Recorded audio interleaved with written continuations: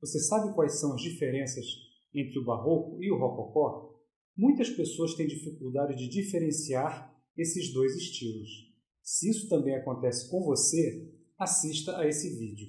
O Barroco surgiu na Itália e o Rococó na França, e depois eles se espalharam pelo mundo. No Brasil, eles se manifestaram principalmente na arquitetura das igrejas. As palavras barroco e rococó tinham inicialmente um sentido pejorativo. O termo barroco vem de pérola irregular ou deformada e foi usado para definir a arte suntuosa e exagerada dos séculos XVII e XVIII. Já rococó vem do francês rocaille, que significa jardim de pedras, e definiu o estilo delicado e sensual que veio depois do barroco. O surgimento do estilo barroco no século XVII foi influenciado pelo absolutismo e pela Contra-Reforma católica. No momento em que a Igreja perdia fiéis, a arte foi usada como uma propaganda para seduzir o público. E por isso mesmo se trata de um estilo extremamente sensual e emocional. Na pintura, utilizou-se muito a teatralidade e o contraste de luzes e sombras, que acentuava a dramaticidade das cenas. Caravaggio foi o maior representante dessa vertente. Na arquitetura temos, por exemplo, a Praça de São Pedro, em frente à Basílica, em Roma, projetada por Gian Lorenzo Bernini. Com sua forma elíptica, ela simula um abraço e faz um apelo emocional aos fiéis, que se sentem acolhidos pela igreja. Bernini também produziu uma das mais impressionantes esculturas da história, o Êxtase de Santa Teresa, em que vemos a santa e um anjo apontando uma flecha para o seu coração.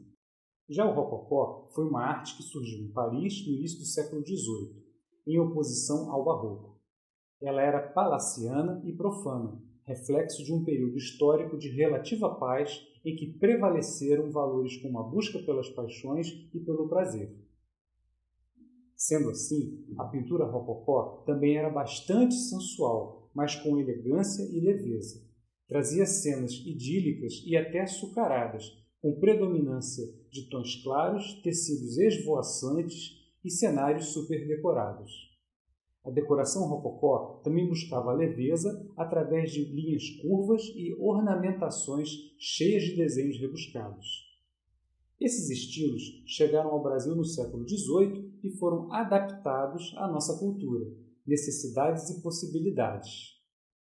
É muito raro encontrar uma igreja que tenha a fachada e o interior barrocos. Como essas construções levavam muitos anos para serem concluídas, as tendências estéticas iam mudando ao longo do tempo e a disponibilidade de recursos financeiros também. Então, no Brasil, as igrejas que foram erguidas entre os séculos XVI e XVII têm fachadas austeras, ornadas com muita simplicidade, mas com o início do ciclo do ouro no século XVIII, a sua ornamentação interna foi se tornando exuberante e luxuosa. As paredes decoradas em madeira foram sendo cobertas de ouro, transformando os interiores nas chamadas cavernas douradas, típicas do barroco brasileiro. Um belo exemplo desse contraste entre a fachada simples e o interior barroco é a Igreja de Nossa Senhora de Montserrat, no Mosteiro de São Bento, no Rio de Janeiro. As plantas baixas das igrejas, que já iniciaram seu projeto sob a influência do barroco, seguiam duas tendências.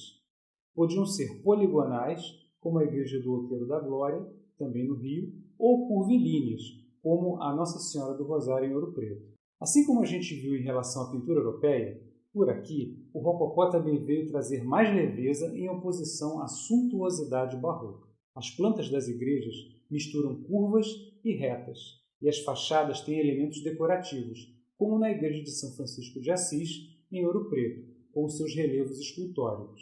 O interior dessa mesma igreja também é um belíssimo exemplo do rococó.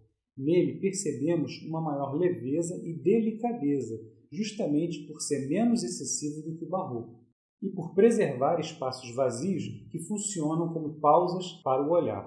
Todo o projeto e a execução das talhas é de autoria de Antônio Francisco Lisboa, o Aleijadinho, e a pintura de teto é de Manuel da Costa Taide. Se você quer saber mais sobre todas as principais civilizações, estilos e movimentos artísticos desde a pré-história, eu tenho um curso chamado História da Arte, a Transformação do Olhar. Clique no link que está na descrição desse vídeo para assistir a uma aula em que eu explico como devemos ver a arte de cada período e saber também todas as informações sobre o curso. Até o próximo vídeo.